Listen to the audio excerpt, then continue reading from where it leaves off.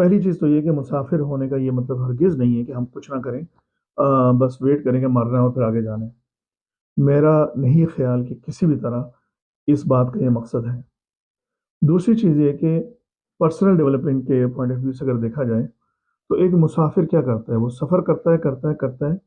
اور ایک جگہ جا کر وہ آرام کرتا ہے، کمفرٹ زون میں چلا جاتا ہے، وہاں ہمیشہ نہیں رہتا، پھر وہ دوبارہ اپنا بیگ باندھتا ہے اور اگلے سفر پہ نکل جاتا ہے، اور اگلے سفر پہ چلتا رہتا ہے، پھر ایک جگہ جا کر دوبارہ وہ کمفرٹ زون میں جاتا ہے، آرام کرتا ہے سرائے میں کسی دوست کے گھر میں، اور ایک دو دن بعد دوبارہ وہ اپنے سفر پہ نکل پڑتا ہے۔ تو ہمیں بھی جو ہے اپنی زندگی ایک مسافر کی طرح گزارنی چاہیے ان ٹرمز آف گولز۔